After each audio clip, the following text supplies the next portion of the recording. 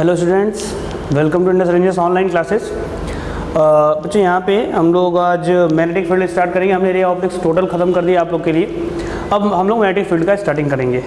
तो सबसे पहले इंट्रोडक्शन देते हैं मैग्नेटिक फील्ड का। यहाँ पे स्टार्ट करते हैं। ये यार मैग्नेटिक फील्ड होता क्या है, तो एक बात देखिए, एक लुक देखते हैं इस एक्सपेरिमेंट पे, जो कि आप लोग पहले से भी किए हुए हो, आप लोगों को पता भी, आप लोगों के बुक में भी होगा, आप लोग पढ़े भी होंगे। ये करंट कैरिंग वायर है, ठीक है। और जब इसके पास आपने एक चार्ज को करंट के डायरेक्शन में वेलोसिटी v दे दिया, तो चार्ज का जो मोशन था कुछ इस तरह से सर्कुलर रहा। अब ध्यान से देखिएगा, हमने यहाँ पे चार्ज रखा है, जैसे इसकी स्टडी कर लेते हैं। इसे थोड़ी डिस्टेंस d मान लेते हैं, इसे कुछ डिस्टेंस d में। अब यार देखो, वायर में करंट है, ठीक है, कोई टेंशन नहीं, लेकिन वायर के पास सबसे पहले तो कोई भी चार्ज नहीं है, ठीक है। यानी कि इलेक्ट्रिकली वायर क्या है, न्यूट्रल है। वायर इलेक्ट्रिकली न्यूट्रल है। तो यार न्यूट्रल है और फिर भी चार्ज को अपनी तरफ अट्रैक्ट कर रहा है, इसका मतलब ये है कि ये इलेक्ट्रोस्टैटिक फील्ड तो है नहीं। इलेक्ट्रिक फील्ड के लिए हमें एक चार्ज अगर अट्रैक्ट हो रहा है तो जरूर वहाँ पे किसी न किसी सोर्स चार्ज के चलते इलेक्ट्रिक फील्ड होना चाहिए, जो कि हम लोग जानते हैं। तो ये अदर देन इलेक्ट्रिक फील्ड है। अब ये फील्ड है क्या, ये फील्ड बेटा मैग्नेटिक फील्ड होती है, ठीक है। हम लोगों ने थोड़ा सा एनालिसिस किया, हम देखिए कि यहाँ पे जितना ये आपका पॉजिटिव इसमें था, वायर इलेक्ट्रिकली न्यूट्रल होता है, जितना उसमें पॉजिटिव चार्ज उतना नेगेटिव चार्ज, तो यार वहाँ पे तो कोई चार्ज नहीं, फिर भी अट्रैक्टेड हो रहा है। और सेकंड थिंग, अगर आप इसकी वेलोसिटी को जीरो कर दोगे, यानी रोक दोगे चार्ज को, तो जैसे ही वेलोसिटी जीरो कर दोगे ना बच्चों, ये चार्ज रुक जाएगा और फिर ये इधर तरफ जो अट्रैक्ट हो रहा है वो अट्रैक्टेड नहीं होगा। यानी दो चीज़ इंपॉर्टेंट है। क्या, सबसे पहला एक तो वायर में करंट होना, दूसरा क्या, वायर में करंट और चार्ज का वेलोसिटी करना। तो एक बात माइंड में आती है, क्लास 10th में लोग पढ़े हैं यार, बेसिक बात है कि current carrying coil conduct magnetic field around it, यानी अपने चारों तरफ मैग्नेटिक फील्ड कंडक्ट करता है। और चार्ज स्टेशनरी रहता है तो क्या होता है, इलेक्ट्रिक फील्ड, लेकिन चार्ज मोशन में आ जाता है तो मैग्नेटिक फील्ड क्रिएट करता है। तो जाहिर सी बात है, ये चार्ज मोशन में आ गया, इसका मैग्नेटिक फील्ड, और ये जब मोशन में आएगा तो इसके मैग्नेटिक फील्ड से ये इंटरेक्ट करेगा। यानी अब हम लोग ये समझिए मैग्नेटिक फील्ड नाम की कोई चीज़ होती है। भाई मैग्नेटिक फील्ड डिपेंड किस पे करता है, देखते हैं। सबसे पहले आपका मैग्नेटिक फील्ड और फोर्स। तो पहले यहाँ पे हम थोड़ा सा फोर्स के बारे में, क्योंकि हम लोग यहाँ पे मैग्नेटिक फील्ड को किस तरीके से समझ रहे हैं, ये इधर तरफ अट्रैक्टेड हो रहा है, तो जाहिर सी बात है इसके ऊपर कुछ फोर्स लग रहा है, फोर्स के हिसाब से फील्ड को हम लोग समझते हैं। तो सबसे पहले फोर्स देखते हैं कि ये जो फोर्स है जिसको अट्रैक्ट करा इधर तरफ, ये फोर्स है किस वजह से। तो यार ये फोर्स देखते हैं, ये फोर्स किस पे डिपेंड कर रहा है। तो force is directly proportional to, सबसे पहले फील्ड बी। यार फील्ड बी का मतलब ये हमने क्या लिखा है, ध्यान से समझिए। चार्ज जितना ज़्यादा पास रहेगा, ठीक है, उतना स्ट्रॉन्ग वायर के चलते जो मैग्नेटिक फील्ड रहेगा उसके अंदर रहेगा और उतना स्ट्रॉन्ग फोर्स फील करेगा। Second, F is directly proportional to velocity v, v velocity से डायरेक्टली प्रोपोर्शनल। अगर वेलोसिटी रुक जा रहा है तो फोर्स खत्म, वेलोसिटी v आ रहा है तो फोर्स आ रहा है, यानी कि v से डायरेक्टली प्रोपोर्शनल है। इन दोनों को एक साथ करते हैं तो देखिएगा, इन दोनों को एक साथ करेंगे तो क्या हो जाएगा, v क्रॉस b, ठीक है। F is equal to v cross b। कई बच्चे पूछते हैं कि सर ये बताइए हम लोगों ने यहाँ पे क्रॉस प्रोडक्ट क्यों लिया। तो सबसे पहले क्रॉस प्रोडक्ट इसलिए लिया कि यार इधर की तरफ एक वेक्टर क्वांटिटी है और वेलोसिटी वेक्टर और बी भी वेक्टर है, तो यार ये दो वेक्टर क्वांटिटी का क्रॉस प्रोडक्ट ही लेना पड़ेगा आपको, क्योंकि इधर की तरफ एक वेक्टर क्वांटिटी है। अगर डॉट लेने का मतलब ये हो जाता है कि फिर फोर्स आपका क्या हो जाता है, स्केलर हो जाता है, जो कि पॉसिबल नहीं है, ठीक है। तो ये आपका आ गया v cross b। Second thing, एक और क्वेश्चन बच्चों को माइंड में आता है कि सर v क्रॉस b क्यों नहीं लेते हैं। चलो ठीक है, v क्रॉस b क्यों नहीं लेते। देखो यार क्या होता है, ध्यान से समझो। ये चार्ज रहे या ना रहे, आप लोग 10th में पढ़े हुए हो, करंट कैरिंग कॉइल के चारों तरफ क्या होगा, मैग्नेटिक फील्ड तो रहना जरूरी है, मैग्नेटिक फील्ड का होना जरूरी है, मैग्नेटिक फील्ड होता ही है।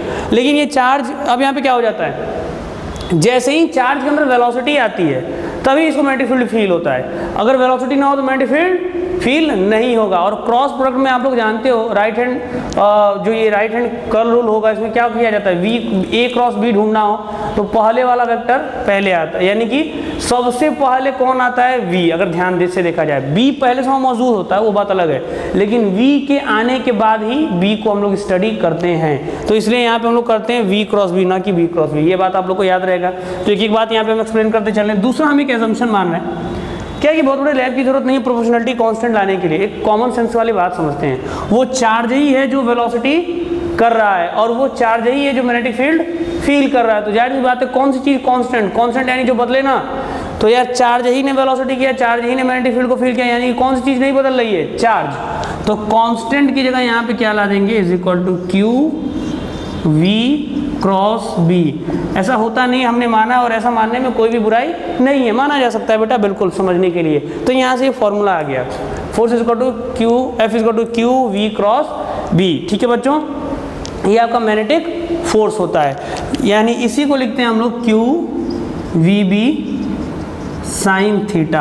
अगर किसी करंट कैरिंग वायर के अराउंड, वायर के डायरेक्शन में, वायर के चारों तरफ इर्द गिर्द कोई चार्ज वेलोसिटी कर रहा है v से, तो उसके वेलोसिटी v और मैग्नेटिक फील्ड b के बीच में अगर थीटा डिग्री है तो फोर्स क्या हो जाएगा, force is equal to Q V B sine theta हो जाएगा। ठीक है बच्चों, तो ये हमने एक थोड़ा सा इंट्रोडक्शन दिया मैग्नेटिक फील्ड का, उसके बाद हमने एक फोर्स का ये फॉर्मूला ड्राइव किया। अब जरा सा आगे आ जाते हैं। ठीक है बच्चों, तो यहाँ पे देखते हैं अब आगे, यहाँ पे यूनिट, पहले तो ये देखो b की यूनिट क्या होती है, सबसे पहले unit of magnetic field b।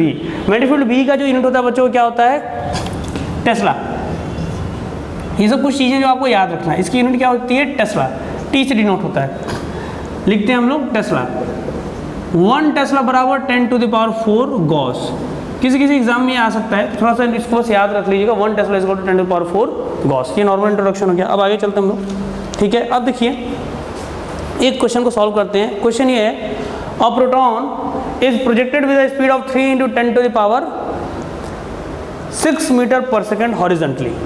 Question ये है, इसी पे बेस्ड अब क्वेश्चन पे आते हैं हम लोग। एक प्रोटॉन है, उसको प्रोजेक्ट कर रहे हैं विद वेलोसिटी ऑफ 3 × 10⁶ मीटर पर सेकेंड, 3 × 10⁶ मीटर पर सेकेंड, ये वेलोसिटी ऑफ प्रोटॉन है। और किधर की तरफ, फ्रॉम ईस्ट टू वेस्ट, ये ईस्ट से वेस्ट की तरफ जा रहा है। ठीक है, a uniform magnetic field B of strength 2 × 10⁻³ Tesla exists vertically upward। एक मैग्नेटिक फील्ड B 2 × 10⁻³ टेस्ला ये एग्जिस्ट कर रहा है वर्टिकली अपवर्ड। तो वर्टिकली अपवर्ड हम मान लेते हैं जे कैप, ठीक है, ऊपर तरफ जे कैप मान लेते हैं, तो वर्टिकली अपवर्ड ही एग्जिस्ट कर रहा है। आपको बताना है force, find force on the proton just after the projection. Projection के बाद क्या होगा, तो हम कुछ इसका डायग्राम बनाने चलते हुए, 3D है, 3D को 2D बना रहे हैं, आपको थोड़ा सा आइडिया लग जाए इसलिए इस क्वेश्चन को आपके सामने लाए हैं। तो यहाँ पे आप आ जाइए, ये देखिए अंदर की तरफ मान लेते हैं बेटा जी नॉर्थ है, तो यार इधर अंदर की तरफ अगर नॉर्थ है तो बाहर की तरफ साउथ, ठीक है, और इधर की तरफ आपका क्या हो जाएगा, नॉर्थ साउथ ही हो जाएगा आपका ईस्ट, और ये हो जाएगा आपका वेस्ट। ठीक है बच्चों, अब वेस्ट से ईस्ट की तरफ देखो, हाँ, और ये ऊपर की तरफ वर्टिकली अपवर्ड आपका मैग्नेटिक फील्ड है। तो यार ये रहा मैग्नेटिक फील्ड बी, और उसके बाद आपका वेलोसिटी वेस्ट से ईस्ट से वेस्ट की तरफ जा रहा है ना, यानी इधर की तरफ आपका वेलोसिटी वी। ध्यान से देखिए कैसे बना रहे बच्चों, इन दोनों के बीच कितना बन रहा है एंगल, 90 डिग्री। ठीक है, चलो अब देते हैं वी क्रॉस बी, तो फोर्स क्या हो जाएगा, F is equal to Q V B. Proton की बात बोली जा रही है बेटा, प्रोटॉन पे कितना चार्ज होता है, जितना एक इलेक्ट्रॉन पे होता है, 1.6 × 10⁻⁹ coulomb Q V B sine theta. Velocity दिया हुआ है 3 × 10⁶ V B sine theta, B की जगह पे 2 × 10⁻3, 2 × 10⁻3, ठीक है, और साइन थीटा बोला जाए तो साइन थीटा बोला जाए तो 1। अभी आपका क्या हो जाएगा, यहाँ पे फोर्स देखा जाए तो ये आपका 3 × 2 = 6, ठीक है, और 16 6 = 96, तो 9.6 इंटू, अब यहाँ पे देखिए 10⁻⁹, 10⁻6 और 10⁻3, ये तो आपका हो जाएगा, ये मिल के 3 बचा, इससे इसको काट देंगे तो -16, तो 10⁻16 न्यूटन। ये तो आ गया फोर्स, लेकिन फोर्स का डायरेक्शन भी होता है, तो ध्यान से देखो डायरेक्शन कैसे निकालूंगा, right hand curve rule, V cross B। Force is equal to क्या होता है, V क्रॉस B हमने लिखा था ना, देखो फॉर्मूला हमने निकाला था, magnetic force is equal to क्या होता है, Q V क्रॉस B, ये होता है। तो यार आप देख लेते सकते हैं इसको, यहाँ पर क्या हो जाएगा, V क्रॉस B, अंदर तरफ इनवर्ड बोले, इसका मतलब क्या है, अंदर क्या माने थे, फोर्स इधर लग रहा है, फोर्स यानी कि फोर्स लगेगा टुवर्ड्स नॉर्थ की तरफ चार्ज ढकेला जाएगा, नॉर्थ की तरफ उसको फोर्स फील होगा। तो याद रखिए हमने आपको इसमें समझाया कि जो बॉडी के ऊपर फोर्स है वो क्या लग रहा है, मैग्नेटिक फोर्स के बारे में बताया हमने। तो मैग्नेटिक फोर्स किस पे डिपेंड करता है, V क्रॉस B क्यों लेते हैं, क्यों B क्रॉस V नहीं लेते, ठीक है, सबसे पहला ये। और दूसरी बात, क्यों डॉट प्रोडक्ट करते हैं, क्यों हम लोग क्यों क्रॉस प्रोडक्ट करते हैं, क्यों हम लोग डॉट प्रोडक्ट नहीं करते। तो ये आपका introduction of magnetic field, introduction of magnetic force on a charge in a uniform magnetic field, इस टॉपिक को हमने आज कवर किया। अपने नेक्स्ट वीडियो में हम इसके आगे कंटिन्यू करेंगे, ठीक है बच्चों। तो फिर फिलहाल इसको आप देखिए और इस इंट्रोडक्शन के थ्रू आप मैग्नेटिक फील्ड और चार्ज के बारे में समझने की कोशिश कीजिए। Thank you.